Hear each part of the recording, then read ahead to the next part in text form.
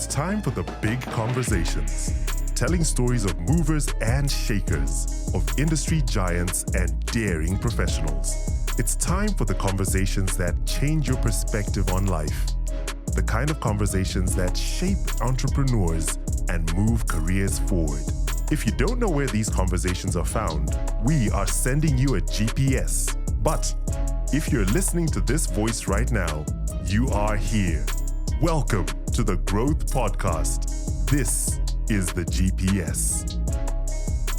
All right, welcome to this week's edition of the Growth Podcast. We're happy that you're with us. If you've noticed, our episodes have been intermittent of late. I think we've talked about this before. We had a conversation about this. At some point, we thought about shutting down the whole podcast altogether. But now we're just saying, you know what? Let's just do 2 episodes in a month. And that's what we're doing. And those 2 episodes can be very big game changers. I hope you enjoyed the last 2 episodes. We had some people from out of the country. I think we had one from Nigeria and one from New Zealand, I think. Yeah, I hope you enjoy those insights. This week, we're back to normal programming, and we have a guest that really needs no introduction. He is an artist that has reinvented himself. Why am I even introducing? I said no introduction. Pompi, welcome to the Growth Podcast. Thank you so much. It's great to be here. Great studio you have here. Thank you. Thank you. Happy to have you grace us with your presence. No, thanks. It's good. It's good. How have you been? I've been very well. And yourself? No, I've been good. Amazing. I cannot complain. My trophy is very far away. Should be here. Congratulations. Thank you. There are a lot of congratulations for you, actually. Yeah, no, thank you so much. You are no stranger to these trophies. I've seen you win a number of them over this illustrious career that you've had. No, thank you so much. Thank you. I've got these cards that I throw to my guests because it's you. I ask you to pick 5. Pick 5. Randomly. Don't look at them, just randomly. Okay, pick. Yeah, no problem. Yeah, so just pick their I questions. just want to shuffle, so I make sure I'm not being set up. I'm joking. Yeah, no, there are different colors you can mix and match. And Okay. yeah. I'll do 4 and 5. Okay. All right. So each card has a question. Okay. Just ask it and then answer it yourself. All right. Yeah, Okay. you can go. I can go? Okay, cool. How do you intentionally upset others? Wow. How do I intentionally upset others? Maybe your occasional sarcasm. Yeah, and sometimes maybe sometimes I think my honesty. Sometimes I feel my honesty will gets me in trouble once in a while. Yeah. So I think those. Sometimes I don't know how to diplomatically communicate something that I feel very strongly about. So I think maybe that is what I can highlight. Okay. Yeah. Card number 2. Okay. If you were given a year to live, what would you stop doing and what would you start? If I was given a year to live, what would I stop doing? I think I would stop... What would I stop? That's a very interesting question. Self-introspection. That is a very interesting question. I think I would... If I had a year to live, I think I would probably stop... certain tasks. I think I would maybe be focused more on legacy work because I know I've got a year to live and for my name not to disappear in history. So maybe I would reprioritize a lot of the things maybe that the company does or whatever, anything that I'm doing. But then that even makes me think that why don't I do that now? But anyway, let me not go there. Like I say, it's self-introspection. Yes, it's very good actually. What would I start? I think I would start being more intentional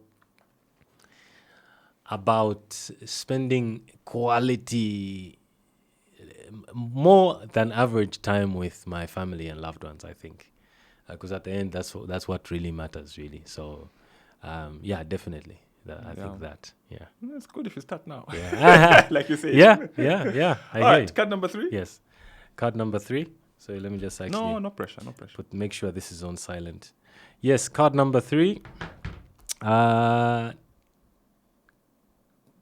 number 3 says, describe a belief you would still hold on hold tight, even if someone showed you evidence to the contrary.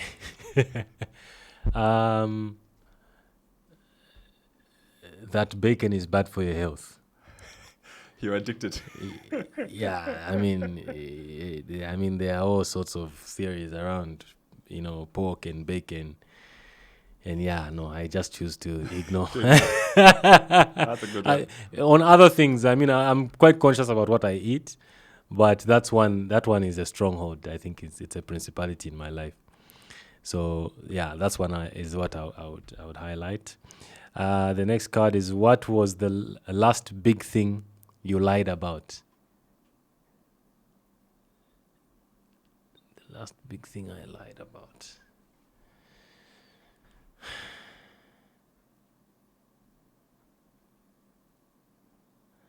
That I was 5 minutes away when I was actually Starting about. You know this, Yeah. So once in a while, not to say I respect time. I don't believe in Zambian time, but obviously it happens to the best of us. There are those days. So once in a while. Next one is, how easy is it for you to lose your temper and why? I would say over the years, I used to have a quick temper. But now, it's almost. I can't even remember the last time I lost my temper. Why? It's just I just feel that energy is almost useless. So I just decide to divert it, to different things. But I used to definitely have a temper. Once in a while, it comes out. Road rage when somebody just cuts in. Is it easy for you to have road rage? They know it's Pompi. Yeah, road rage. You carry Christ. Road rage is not selective, sir. That one, I go home and I repent. But, I laugh because, I've heard a couple of pastors use that as an example because, you can always relate because there's always that guy who, who just comes in a way, and because it's a matter of life and death, I guess it's an understandable reaction. Yeah, because they're risking your life. Exactly. I saw on social media there was a meme where this guy did this. Was it this? And they're saying what is he saying? It's not anything good. You're driving, then the guy what is he saying? Exactly. And people had all sorts of comments, and for everyone you could relate. I could yes. say that, So no, great one. We're done, right? We're done. Yes, we're done. I've got one last one. How often do you cut your hair? Does it even grow? I cut my hair probably 3 times a week. 3 times a week? Yeah. I need to make sure the yubu is really a yubu. It's really there. Really, really there. Yeah. Because the problem with yubu, because the hair is not even, right? Yeah. Everywhere. If you leave it to show itself, that's when you expose now the areas that need, Even during COVID, you were consistent? Consistent. I even had a machine at home.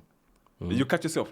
Yeah, Kai, it's simple. Oh, it's simple you, and plain. it's Yeah. not a There's no lining. Lining there, but just, yeah. But I prefer to go to the barber shop, so I go to the barber shop 3 times a week. I'm a good customer. Okay. Yeah. How have you been? I've been very well. And yourself? I'm good. How's it like, new family?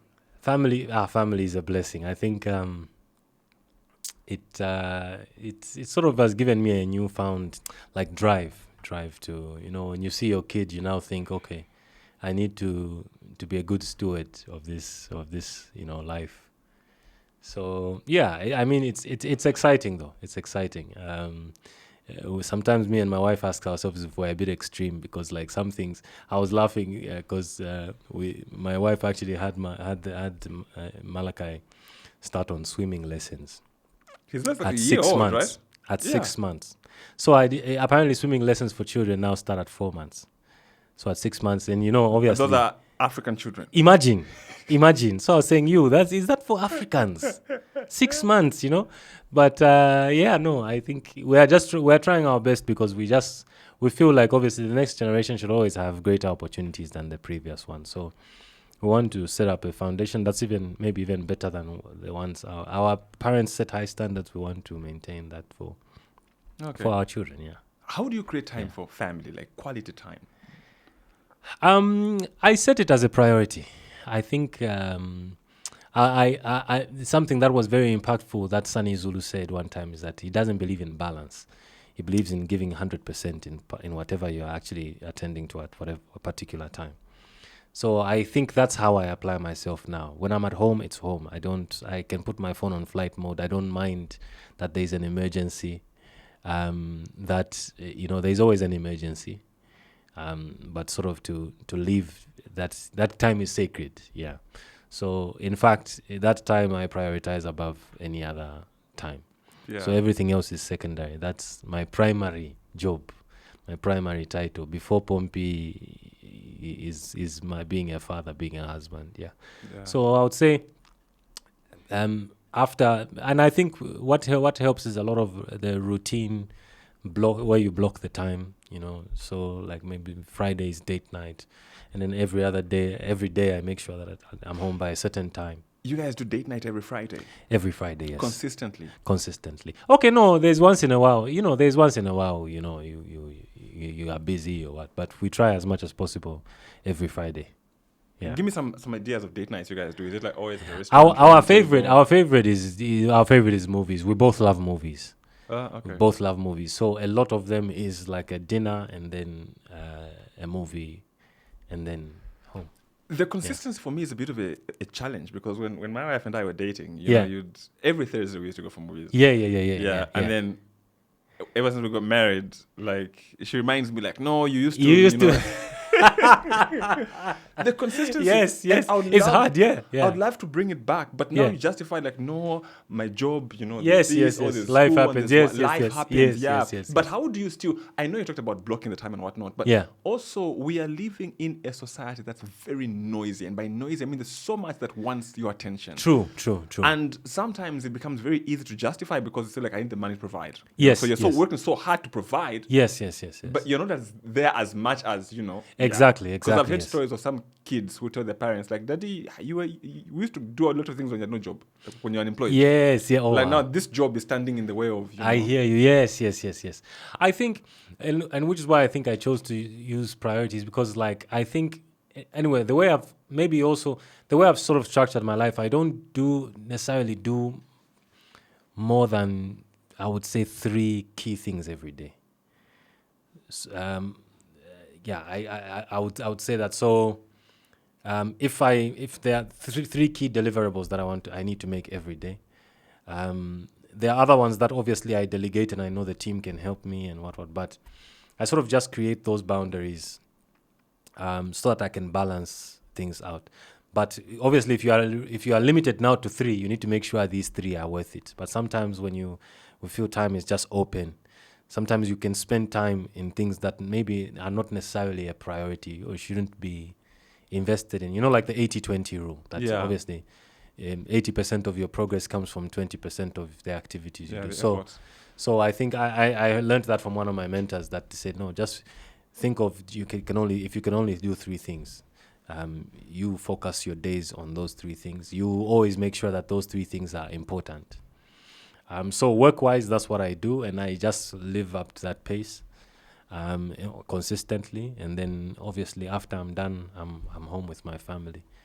The occasional chill with like friends and the boys and these family friends have brides and all these sort of social things around. But pretty much that sums up the lifestyle. Yeah, it reminds me of that. So you gave an example of the 80-20 principle, the Pareto principle, but there's also the other. I don't know if you heard of the analogy of the like a bucket, and then you're given stones and sand and water. So you put the stones first, because if you put the sand first, there'll be no. So you put the stones, then which is more important? Then the sand just seeps through the stone.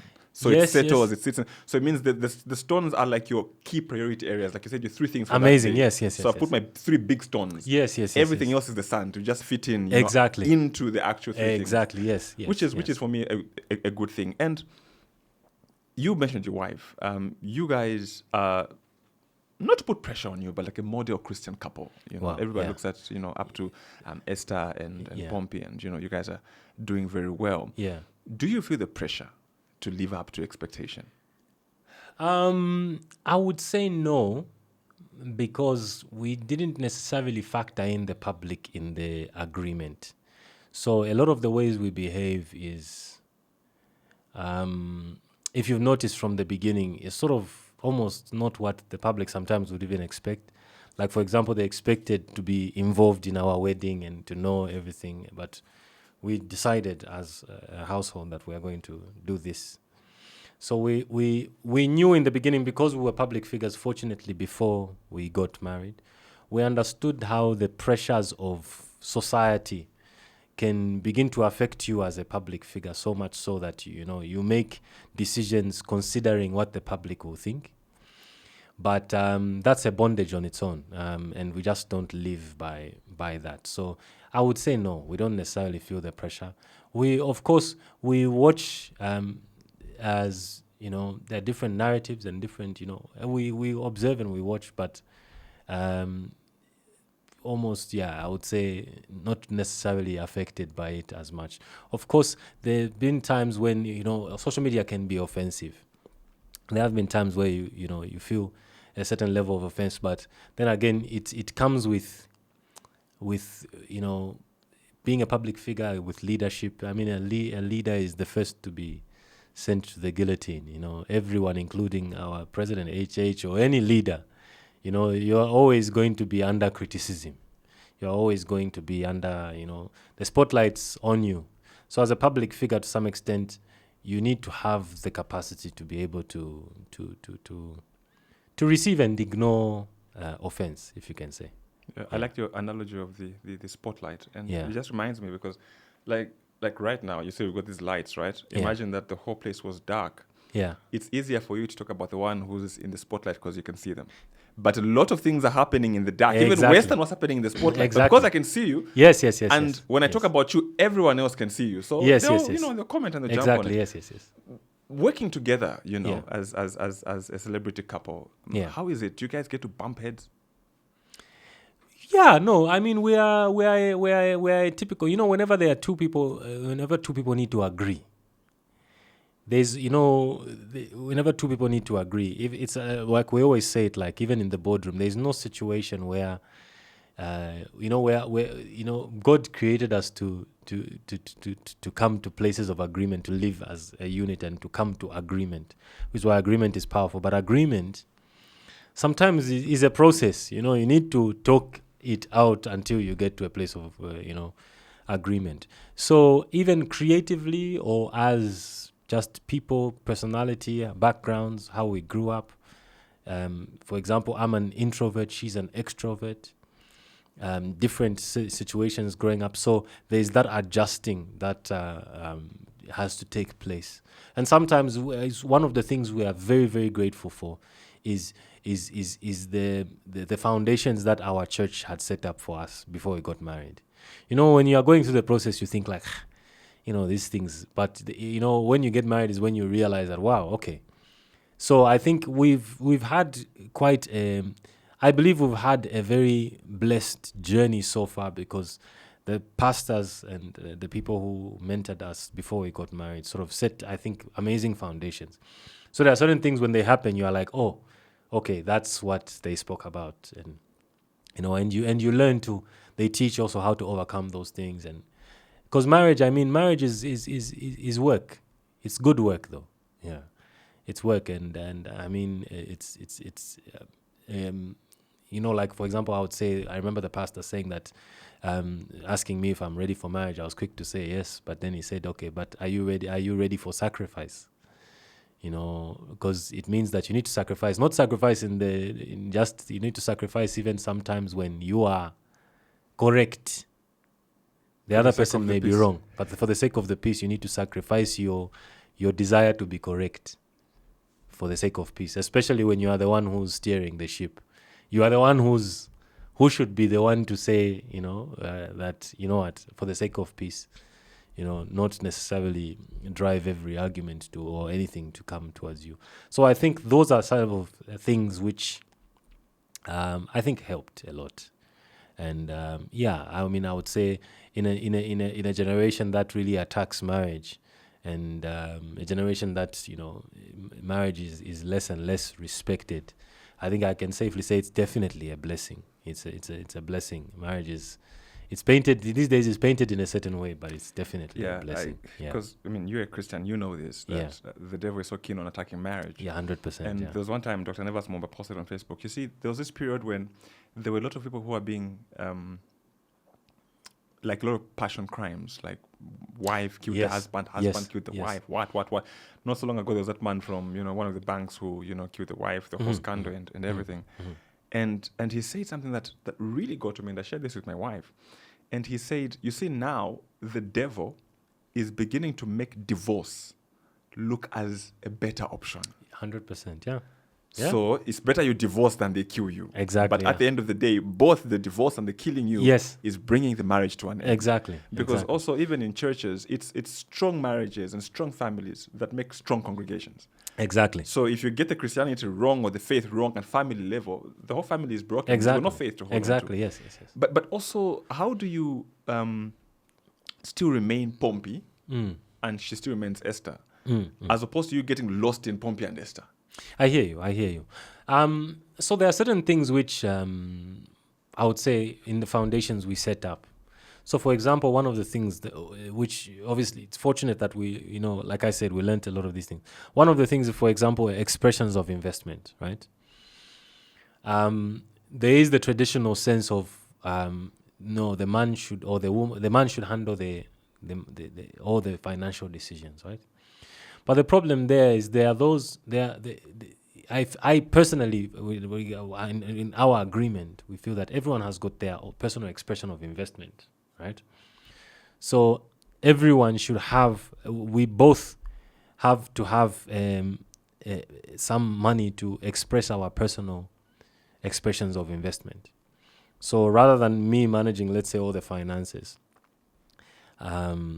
she's got an account that is for her expression of investment. What's in that account? We've got different accounts, but what's in her account is for her personal expression. Then there are these accounts which are for whatever, your home, your maintenance, your, you know, all these different things are investments that are more for home. But then there's those amounts which if she said, oh, my passion is driving me towards shooting a music video or opening up a salon or whatever she would want, that she has room to make those personal expressions. Make her mistakes if she makes mistake.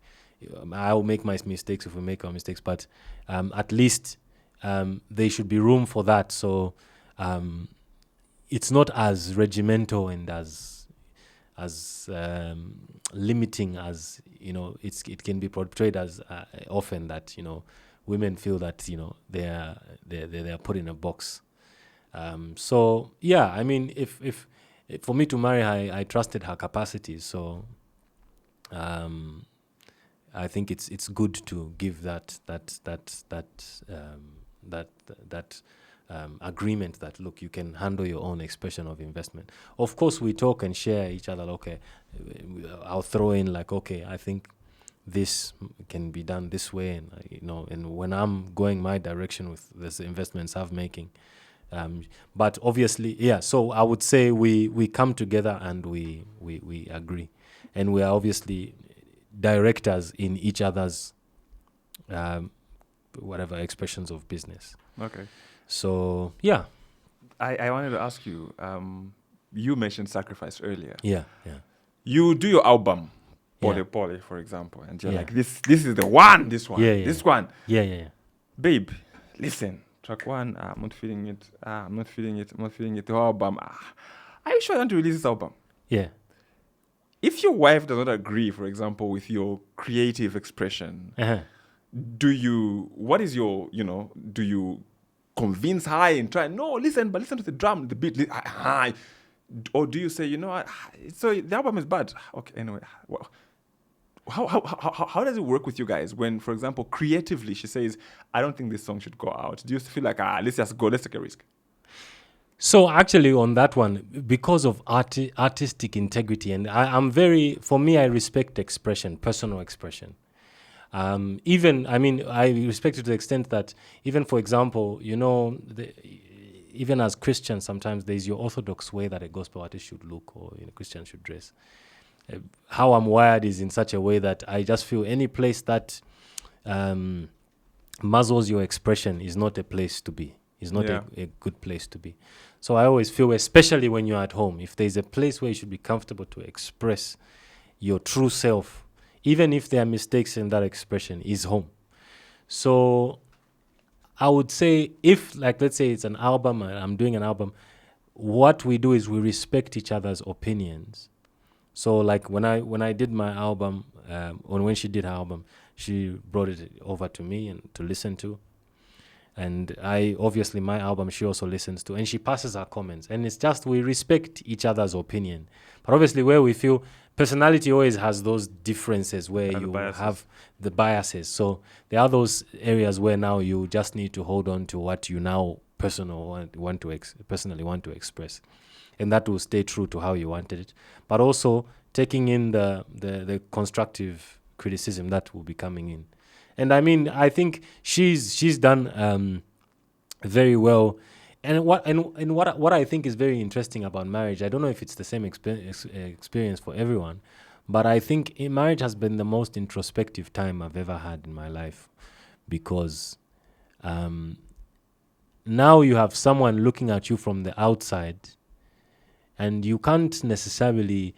You're not. They don't know you as Pompi. They don't know you as all these titles. They know you as you. So that opinion, it matters, and in fact it's probably one of the ones that matters the most. Sometimes you get opinion from people, obviously, who are outside, but they never know you as well. It can be biased from their side because they're just looking, from what their perception of you is, but from your partner, it's they know there's no motive behind it. There's no jealousy behind it. It's purely because they've got the motive of trying to see the best of out of what you are doing. So, yeah. All right. Away from your wife and family, you have been in gospel music for quite some time. First of all, these debates that are there, is Pompi gospel, is secular, is conscious, is what? How yourself? Yeah. Who do you think you are? What kind of artist are you? I mean, I would say I'm a kingdom artist. What I mean by kingdom is there is obviously gospel, right? The gospel's a lot of, and this is why, like, I feel sometimes maybe that's where there's confusions. The gospels are Matthew, Mark, Luke, and John. The rest of the Bible are not considered the gospels. The gospels are Matthew, Mark, Luke, and John. So you can't now say that only what is in the Gospels is what is relevant, right? There are other books in the Bible. You got your Proverbs that are talking about life principles and life hacks, and you've got Revelations, which is a book on prophecy. You've got different books. You got songs like the book of songs. So all of these and songs of Solomon, yes, and that's love. That is love. Those are love songs. Yeah. So when somebody tells me I'm not a gospel artist because I'm not singing a love song, because I'm singing a love song, I mean, I think that in the context of maybe the gospel, if you think in that box, then yes, in that box it's not. But in regards to kingdom, it 100% is. It encompasses everything. It encompasses everything. And the thing is, a celebration of love is a celebration of God. It's God who created marriage. It's God. So this regimental thinking and religious kind of orthodox kind of perceptions from the beginning, immediately from in the inception of my walk in salvation, I always made sure that I don't fit into those modes, so that I'm not judged by those modes. Because what happens if you fit into that mode, but now, I mean, these days, I mean, the criticism is more, I think it's stronger in the past. These days, I don't even, I think they've given up. They just said, this. Just let him be. How many years has it been since you switched from secular music? It's been, it's been over 12 years. Over 12 years? Yes. Have you ever been tempted to, go back? Not at all. No. The thought has never crossed your mind? No. Not at all. Do you feel financially you would have been more rewarded if you had stuck to secular music?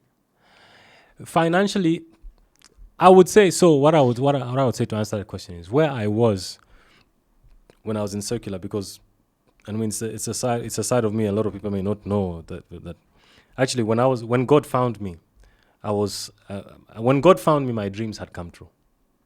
What I was dreaming for had come true. I got the record deal to a Nigerian label. I had basically an album budget of over $250,000. I was signed by the fourth richest family in Nigeria. I was performing at MTV events with Wizkid, Deleuze. Then I came back here and did a song to obviously identify myself as Zambian with Slap D, Blase, go back, So in the middle of all of that, which was my dreams coming true, my producer was Sheezy, who's Davido's producer now. That point is when God found me. So God didn't find me when I had lack. I had everything that I needed when he found me. So me leaving, it was a very strong conviction for me to leave. So it doesn't cross my mind because of where I'm coming from. Yeah. If I came from lack, maybe, but and unfortunately for me, that's not the story with my testimony. So, yeah. Why is it that the opposite actually rarely happens, that a gospel artist goes circular? Where a gospel artist goes circular? Yeah, it's rare. It's actually... I can't think of any, actually. Here, I would say it's quite rare. But outside there, it happens a lot. I mean, we have a lot of artists who came from the church. Katy Perry used to sing in the church. Beyonce used to sing in the church. Many. I mean, Whitney Houston used to sing in the church. So there are many. Because there's a lot of talent in the church. I mean, so yeah, it does happen. It does happen a lot outside. But not necessarily. I brought up the financial issue is because for gospel artists, for example, you find that even some promoters won't even reach out to you because they feel you either say no or he won't fit into that audience, because these days now artists, you find most of the times that they're performing, you find it's a nightclub that's holding a show, and they can afford to have every show every weekend. Yes. Is it as easier for a gospel artist to have a show every weekend? Okay, I'll speak for myself. I would say, to cut it short, I don't feel deprived of anything by me being gospel, but I also recognize that it's because I think of my positioning. Again, when you fit into a mold, when you go into a mold, you need to live by that mold.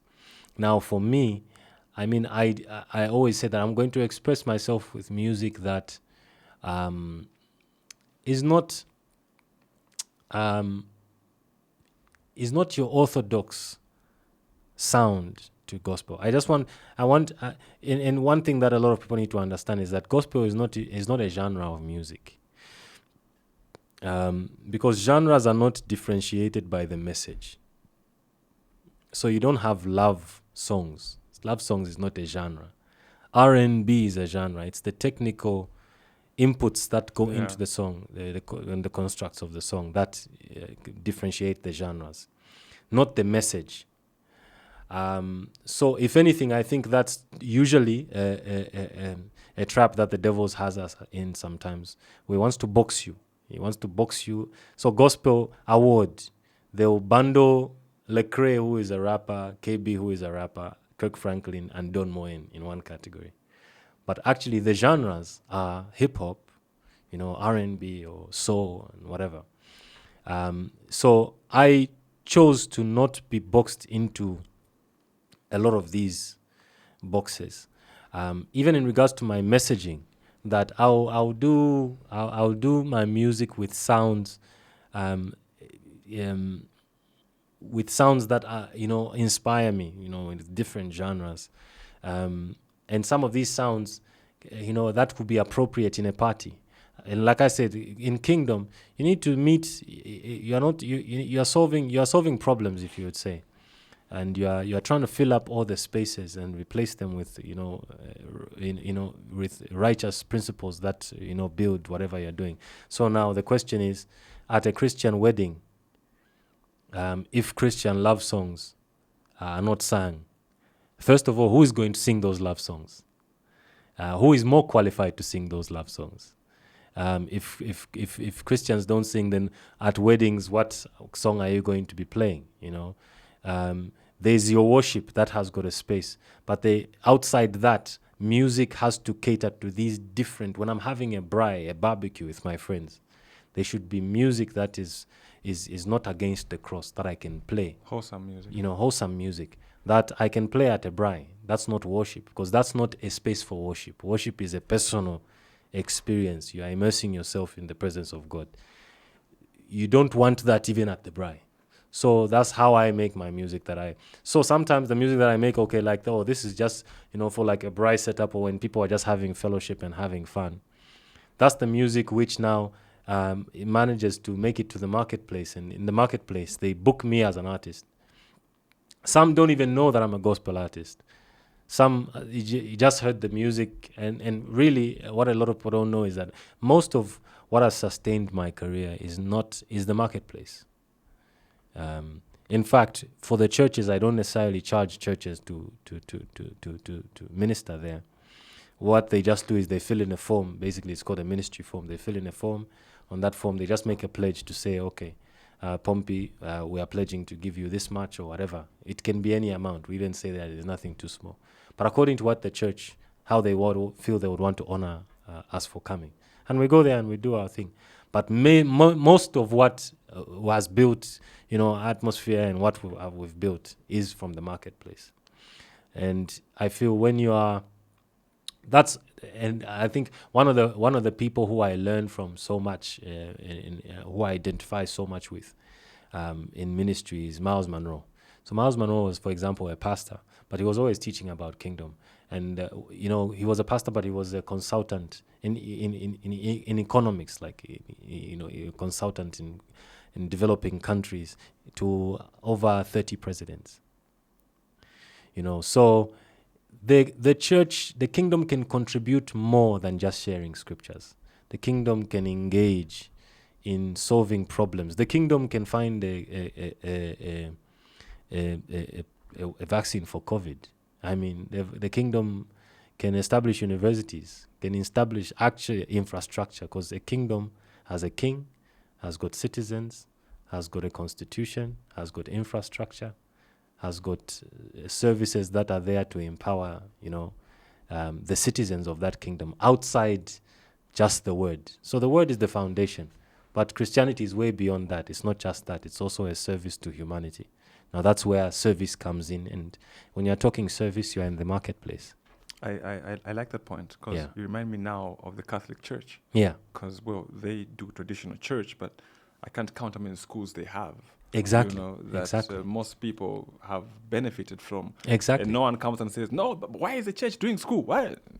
Exactly. But the moment you do a song which is, no, why is... Yeah. And, I like to give an example. For example, I want to...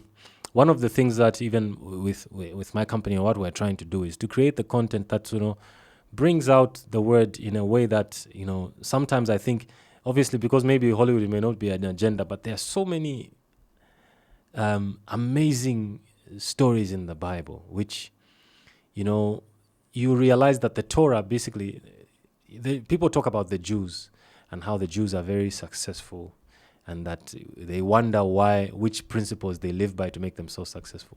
But they don't realize that the Torah, which is the Old Testament, is their Bible. Our Old Testament is their Bible.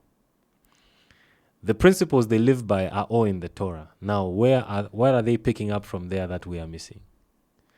So there's the word. I'll give an example. For example, Abraham.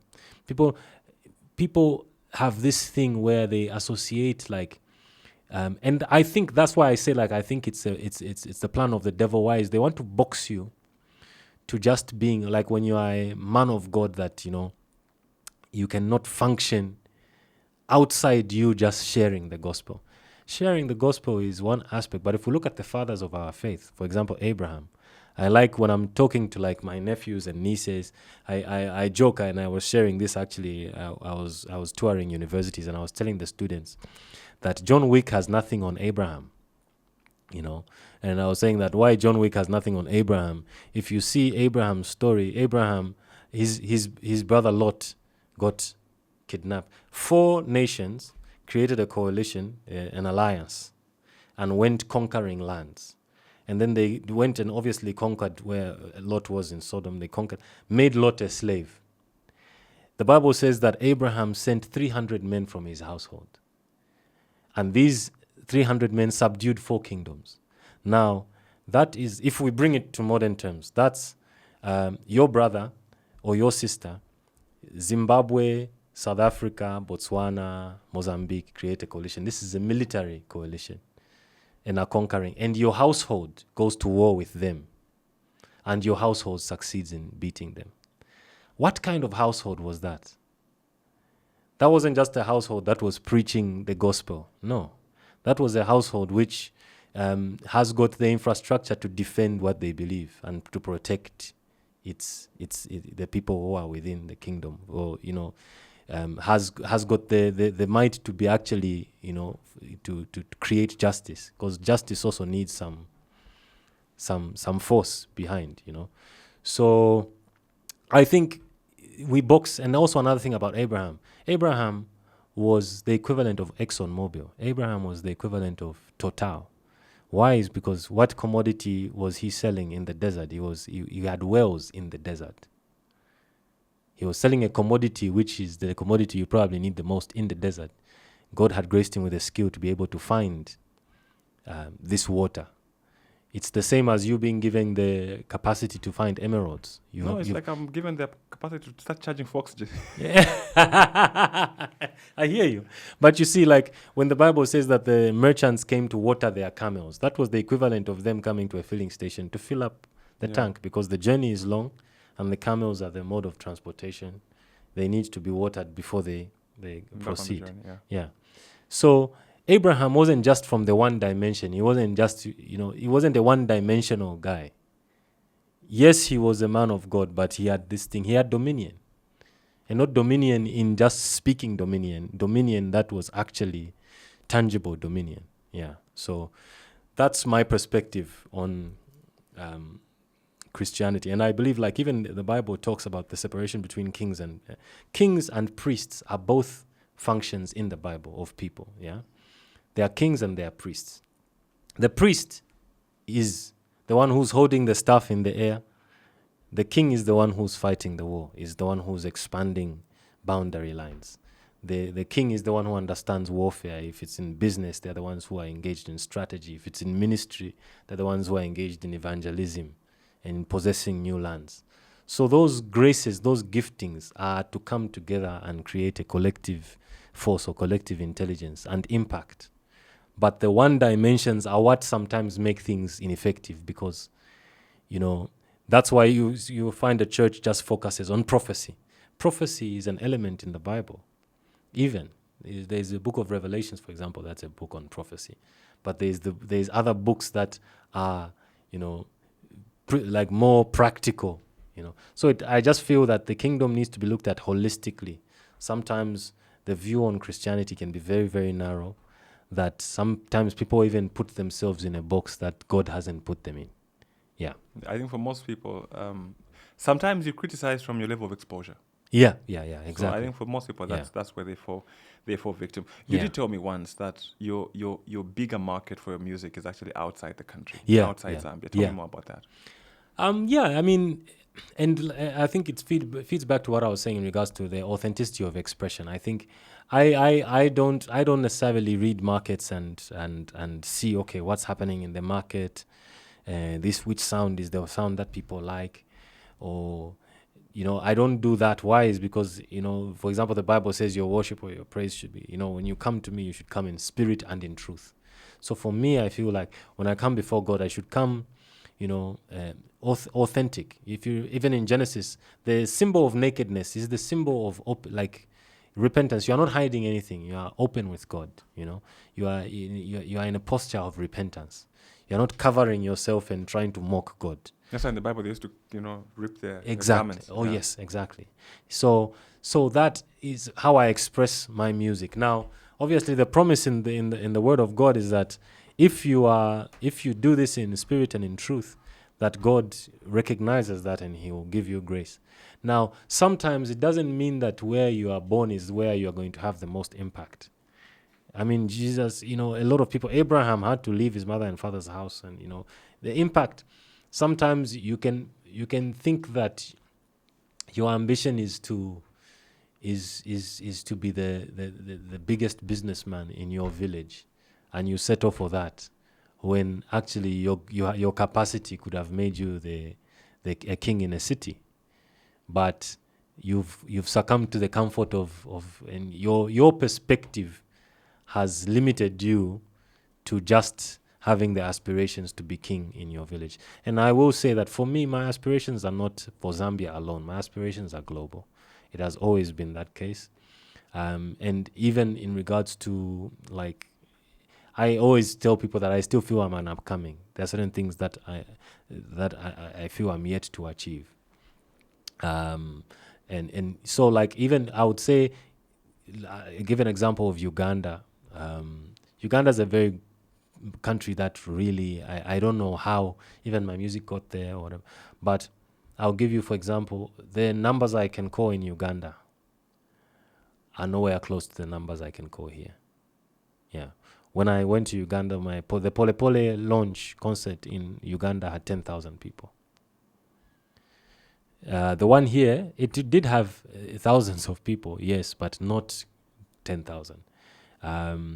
But this is a foreign land. These are people who are singing silence word for word. They don't understand Nyanja. They don't understand anything. But the way they take on the music that's now has to be the workings of God, And I believe that authenticity is what allows me to do that, because I'm not doing it considering borders or considering, what this group of people favors.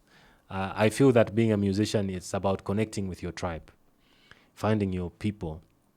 It doesn't mean that where you are born. Let me give an example of, imagine somebody like Oppenheimer or like Einstein. Anyway, yeah.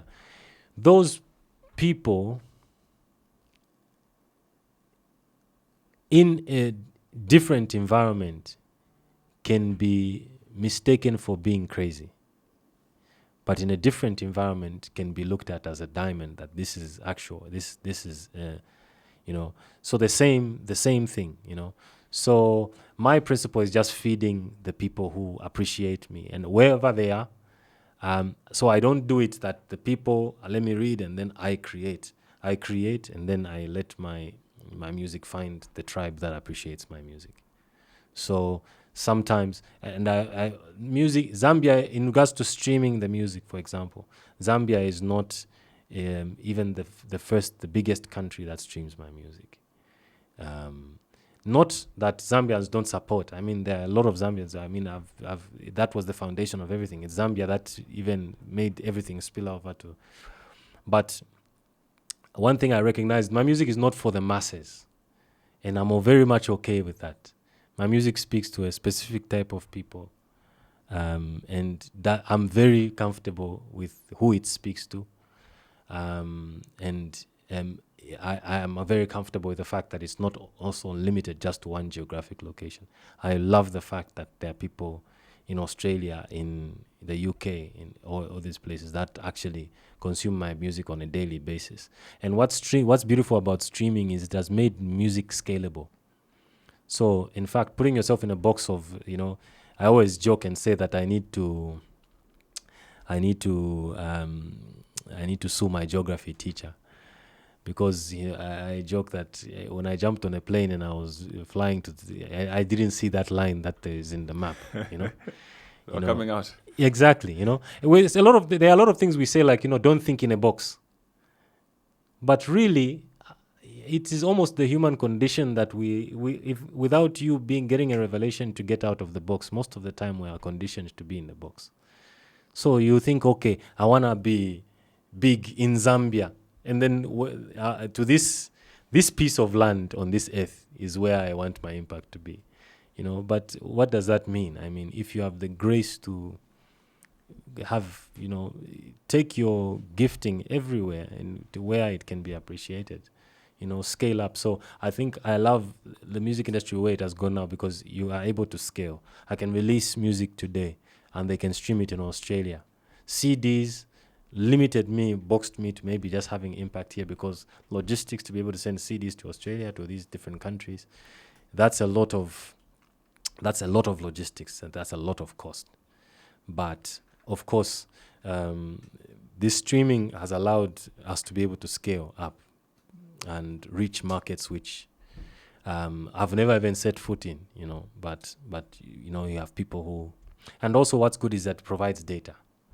It provides data, so you are able to see, okay, who is listening to my music from which city. So even when we're planning the tour, it's that we're planning the tour based on data. Like, okay, which cities in Zambia are the ones that are streaming the music the most? So that's what's good about streaming. You get analytics that are real time that you can respond to effectively. Yeah. All right. I've got an out of the blue question. Yeah. Did you ever get offended when people were saying you're that guy from the DRC, Wisa? No. The football guy. You know him, right? Yes. Not Brentford. Yeah, Brentford, the Brentford guy. Yeah. No, not at all. Oh, I mean, laughed at all. I was actually. Did you see the resemblance? I did. What's funny is that when I watched the game, I mean, I had to look twice. I was like, I was really. You didn't know him before that? No, I didn't. Oh, you know him? I didn't. Oh, okay. I didn't.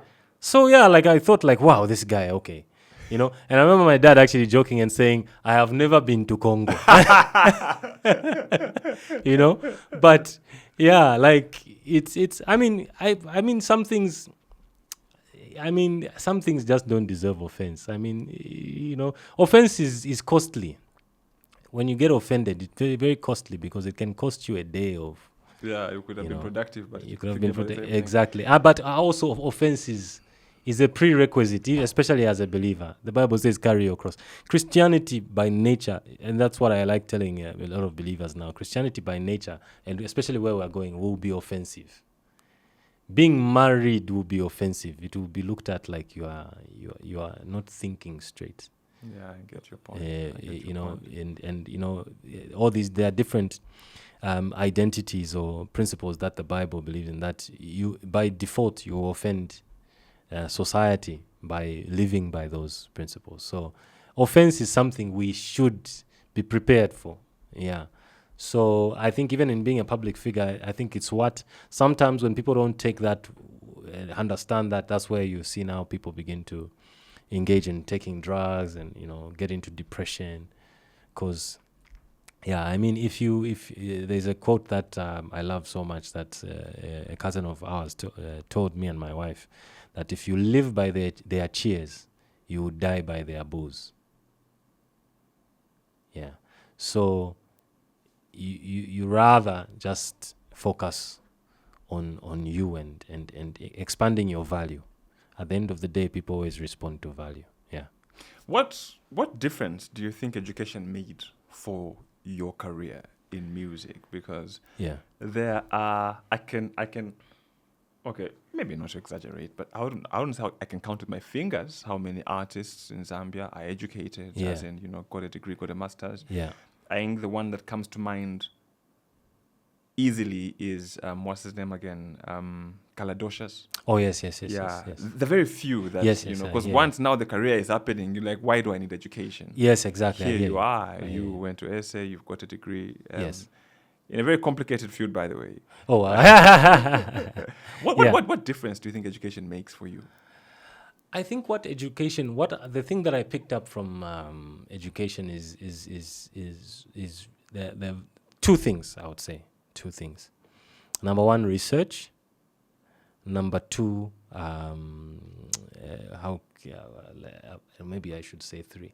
Anyway, research, number one, discipline, number two. discipline and consistency.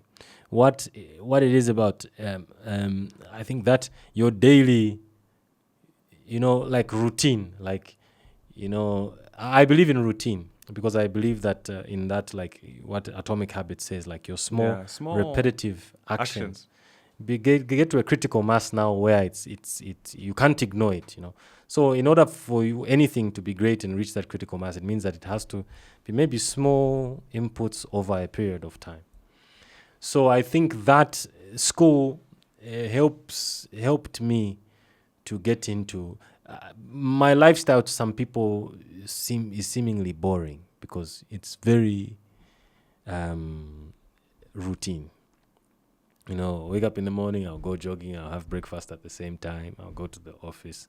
At the office, I'm repeating the same activities every day. And obviously because I'm repeating, I'm better today than I was yesterday in whatever that thing is, or I've increased my value in that particular thing with every single day. So I think that's another thing that it has helped me with.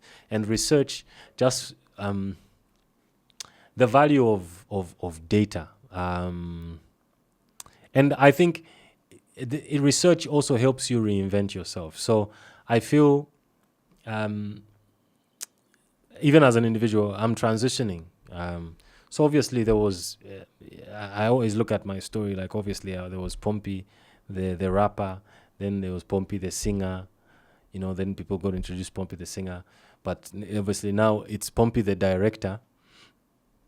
Because a lot of people don't know that a lot of the music videos that we've done recently are the productions of Atmosphere Studios. So basically, production and production management, we manage our own productions. We fund our own productions.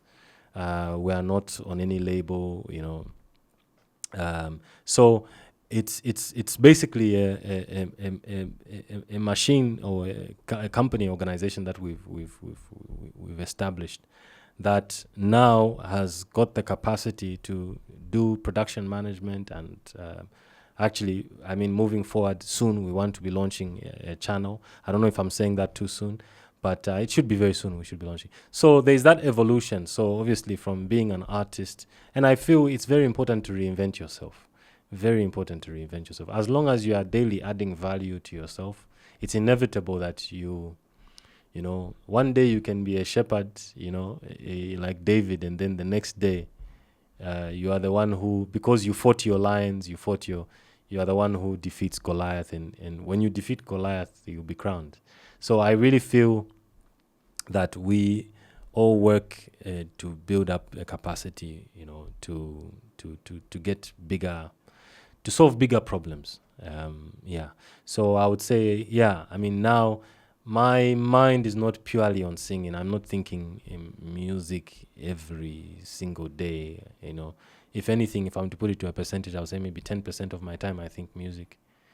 I know I talk now more financial market or technical talk more than I do music. Because in order for me to build what I envision to build, I need to increase my capacities to be able to handle. So Atmosphere Studios, again, also reinventing the company, just to be Atmosphere Nation with just a focus on music and recording on production of music. But now we're Atmosphere Studios. So now we're just doing, we want to focus on Christian content, funding somebody who wants to do a Christian series, or let me not say necessarily just Christian. I would say let me use the term family friendly. So even if it's a game show, even if it's whatever it is, we want to sort of act as venture capitalists, but in the media space. If I'm to give a description, I would look at it more as venture capital, because we're not focusing on being the ones in the front line of producing everything. But if we find creatives who want to build something, we want to be able to come in, obviously provide consultancy and help fund what they're trying to do to scale it up. And I was going to bring up the enterprising side of you. What have you learned running a business? I think the thing that I've learned the most is just that you need your team. Your team. I'm a big believer in collective intelligence. I'm a big believer in hiring your weaknesses. So over the years, for example, you've been trying to get me on this podcast for a very long time. The failure and the weakness there was that I didn't have the capacity in my team to have, like, even proper communications and, with even media, the media houses and, So now, for example, I had a weakness. I knew that this is a weakness because of my personality, I'm not big on media. In fact, interviews and, because my nature is more, I like the background. I'm very much introverted. So by default, it was not natural of me to rush to, like, get on, platforms or, TV, all of that sort of stuff.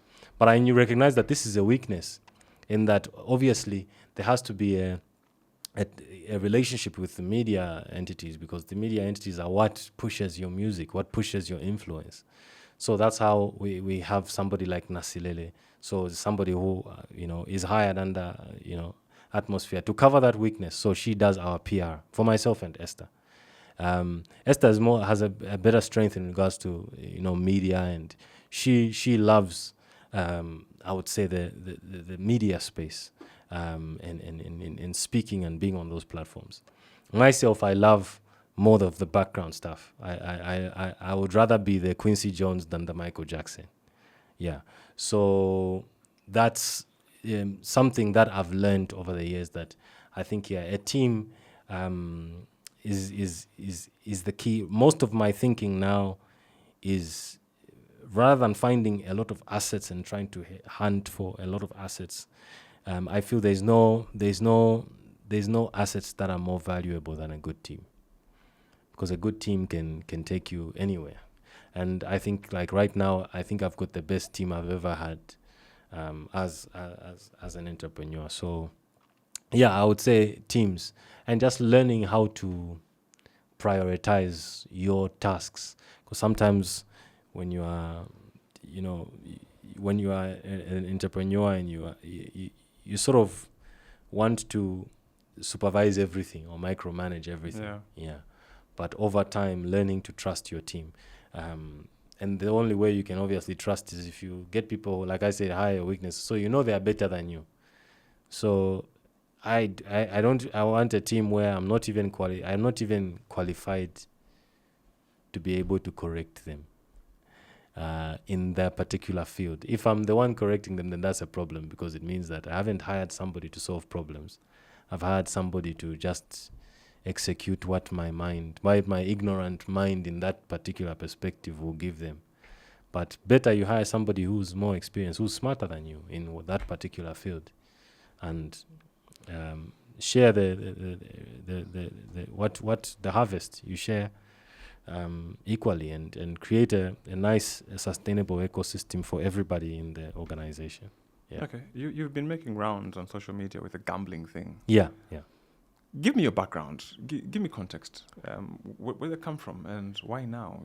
I mean, gambling has been there for some time. They just have this revelation, that it's bad. Yeah, gambling is an ancient practice. Gambling has been there even in biblical times. My issue with gambling is I was speaking out because I was thinking, why is it getting preferential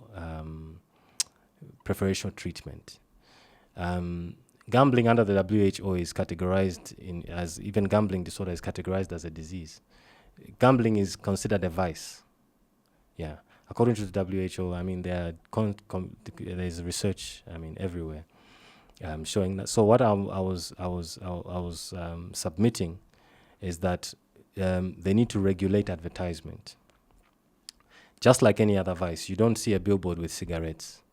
Why? Is because the vulnerable, like children, can begin to see those things and be allured. Advertisement is there to allure, to attract, to tempt. So minors shouldn't be exposed to that, so that they don't try it, because it's a vice. So why I see that preferential treatment is on the way here. I don't know how many billboards for betting companies I crossed. So that's my issue. It should be treated like just a vice, like all the other vices. And I mean, there's even recently, and it's not something that I'm asking for, or that a submission that I was making, which is outside what is already happening. There are multiple case studies. I mean, Brazil recently implemented the law. Actually, let me use Connecticut as an example. Connecticut just passed the law that gambling or betting companies can advertise on any platform that children have got access to. So, for example, television, mainstream, news, where news is supposed to be a neutral place where family or children, that they can't advertise on those just like any other vice. So those are the kind of regulations.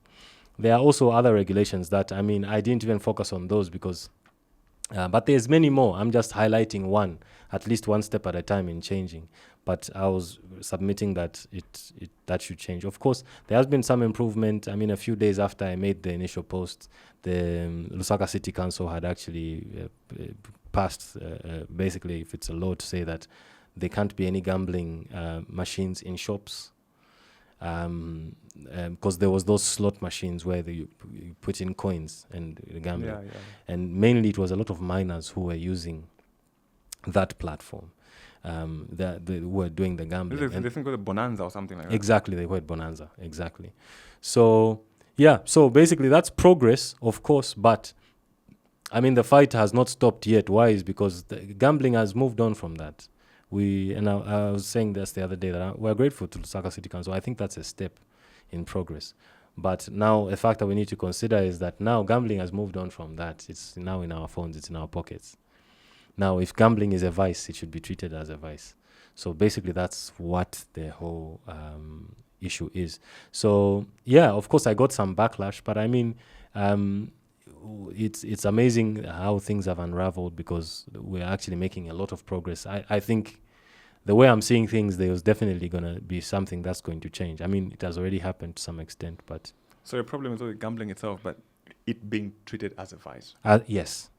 That was my submission from the very beginning, that it should be treated as a vice. For me, I've seen a lot of people, that come and say, no, it's youth empowerment. There are people who are even taking care of families of gambling and whatnot. But for me, it speaks to the idea of us being so obsessed with instant gratification. Yes.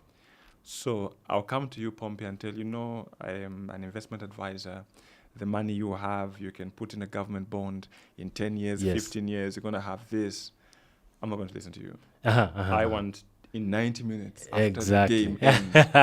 You get the point, exactly, right? Yes. And that's everywhere. Yes, even you see young people don't want to put in the work because I want results right now. Exactly. I start something 2-3 months. I'm not making money. I quit. Exactly. Because I want money now. Yeah. And for me, I feel like should really be extended around. Yes, the problem is, people tell you, no, you can't put food on our table, gambling, I bought food, I'm going to school, I'm going to... Yes. Whatnot. Yeah. I feel like at the moment it's okay. Yes. There are some lessons you only learn looking back. Yes. True. So true. I feel like you're on the right path. Thank you. You're on the right path. It's, like you said, the backlash was over. Even you didn't expect that everyone would clap for you, obviously. Actually, the backlash was less than what I expected. I expected worse, but yeah, I mean, I guess God wanted me to speak about it. But yeah, I mean, it's really something that needs to be looked at. It's a very serious. As you said, with instant gratification, the problem with the spirit, or I'll call it a spirit, why is because usually, if I'm speaking from a spiritual term, when there's things, you look at the things that something attracts or things that something breeds. So it's not necessarily just about the gambling, but if this is, and I will actually add to the regulation that some countries have said. So in certain countries, like I think in Brazil right now, they used to have that they would have celebrity endorsements for gambling companies, but now it's illegal. Now this is why. A child idolizes this person. This person is advertising this platform as the issue is that it's sort of put in a way that this is your path to financial freedom. That's why the youth empowerment, it's your path to financial freedom. But that's basically submitting your life to luck rather than hard work, and instant gratification. But another thing is now, what does instant gratification breed? Instant gratification breeds people who don't want to work but want the harvest. Now, and somebody who doesn't, the Bible describes that person who doesn't want to work and wants to have a harvest. That person is basically in the same category as a thief. Because why do you not want to work, but you want to reap a lot of harvest? It means that you want short solutions to get a lot of gain. You are not in the and why I think it was so strong is it's actually opposite of pole pole. Pole pole is talking about that you wait. You have to wait on God. You just your consistency will build up to a critical mass that what you are doing will eventually work out. And when you have it forever. It's sustained. But this short solution, the Bible says it that they dwindle. Money that's not worked for dwindles. And that's exactly what that setup is. So that's why I just decided to openly, reject the idea that gambling is youth empowerment. I agree with you on that issue. There was someone who was saying, I may not get the stats right, but they were saying that the majority of the world's wealth must be like in the hands of 10 people or something like that. And they said the money that Elon Musk and this is the top 10 or something like that. Yeah. If you distributed it to the world, like everyone would get maybe 2 million kwacha or something like that. Oh, wow. Everyone, okay. The 8 billion of us. Wow. I'm not sure the exact math. Yeah. And they said within 6 months to a year, those guys who gave us the money will get it back. Wow. Now, you know why they're getting it back? It's yeah. because I've given you 1 billion does not make you a billionaire. Exactly. Okay? Exactly.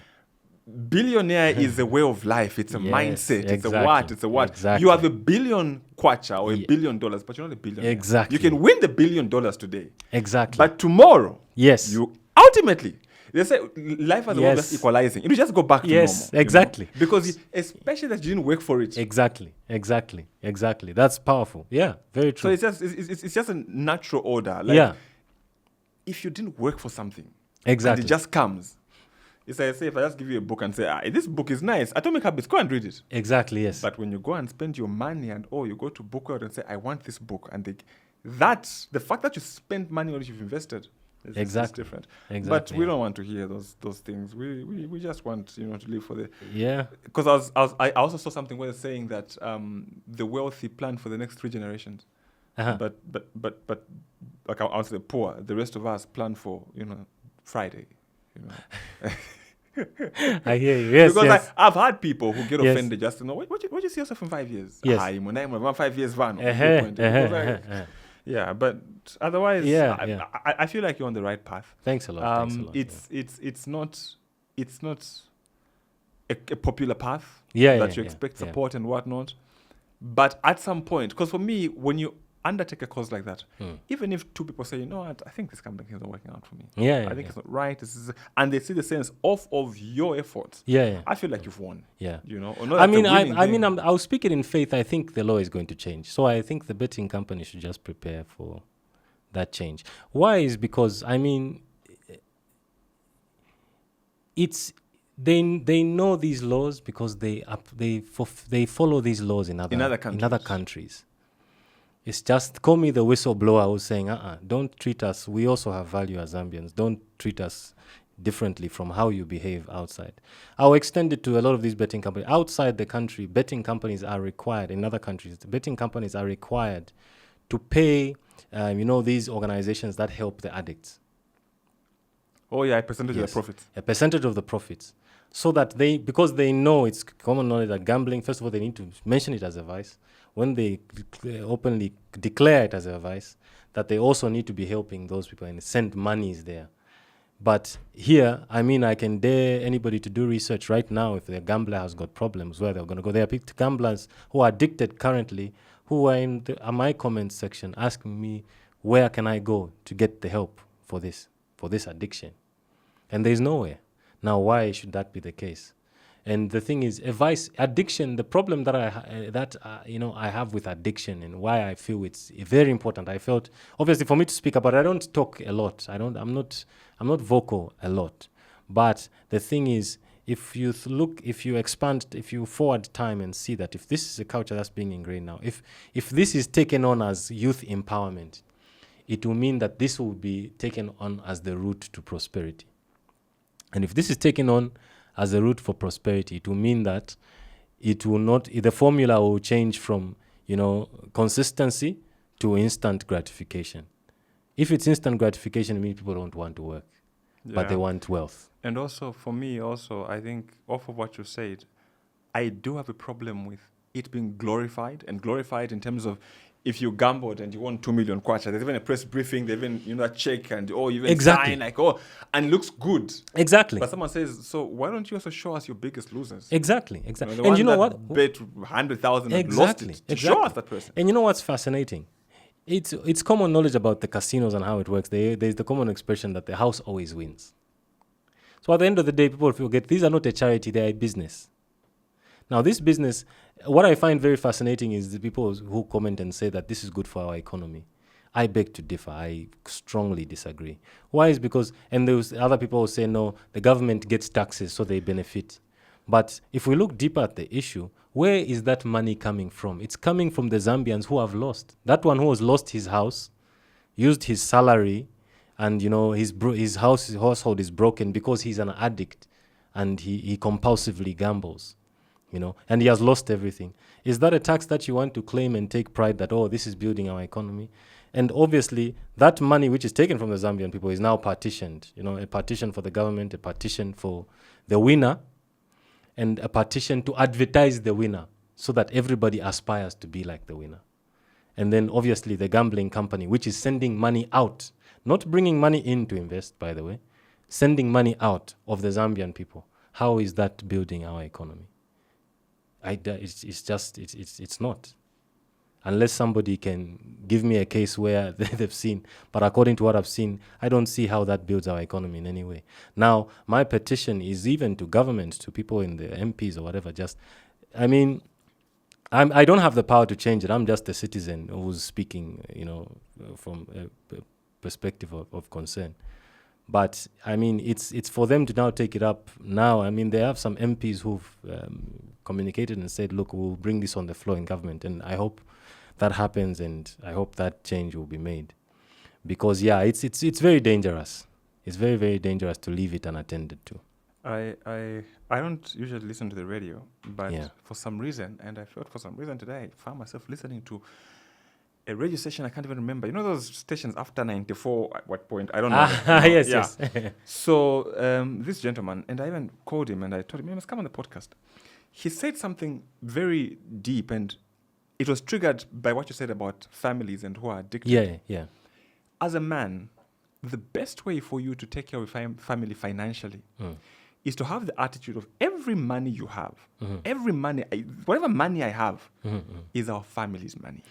Yes. When I think like that, yes. the decisions I make, exactly, I am gambling my children's education. Exactly. I am gambling my children's food at home. Yes. I am gambling their school fees. I am gambling my wife's business. I'm gambling everything. Exactly, yes. When you have that sort of mental attitude, the way you begin to make decisions matters. Exactly. Because I don't just wake up and say, you know what, Arsenal, Man City, No, because I know, look, this is not my money. Exactly. This is my family's money. Yes. If we're going to gamble as a family, no problem. Go sit down in your family and say, should you gamble? Yes, exactly. Yes, daddy, yes, let's go. Yes. Then all of us will sleep hungry because we collectively made the decision that we're going to gamble that money. Yeah. But where you yourself look, addiction is not easy. Like, it's just as bad as drug addiction, or alcohol addiction. Because there are some people who, for example, if you don't take alcohol or whatever drug that they begin to shake. Yes, point, yes. You may not shake. I don't know what gambling addiction is like, but I know people. I could have posted a screenshot here, even in my inbox. People come and say, look, I have tried, I have failed. It's I real. don't know where to go because it's not a thing. It's not like AA where Alcoholics Anonymous, where we're going to group in the community, come together and whatnot. Yes. But maybe also you should look into, forming one of those and find funding for it. Because, maybe. We don't have one for gambling addiction. I know we have one for people who are on drugs or alcohol, whatnot, or drug addiction. I know a number of people who've created those sort of facilities. But I feel like even for you, since you're coming out as a voice, it's something you should find. You may not have the money yourself, but if that regulation passes, for example, the betting companies will give you the money to run something like that. Yeah, I would say, for me, I would say just provoking the conversation and policy being changed is enough for me. For now, it's enough. Yeah, it's enough. As for you me. go on, you scale up. Yeah. The atmosphere you can open the Atmosphere Center, Atmosphere Center. No, I mean, like I said, I focus on 3 things. God will speak to you. No, God will speak to you. I hear you. Yeah. As we come to an end, what 5 things would you like to say to young people if you were to advise young people today? I would say... number 1, I think, because it's very fresh, I would say pole. Yeah, just they should. Instant gratification is not how greatness works. Yeah, I think it takes time. It takes time.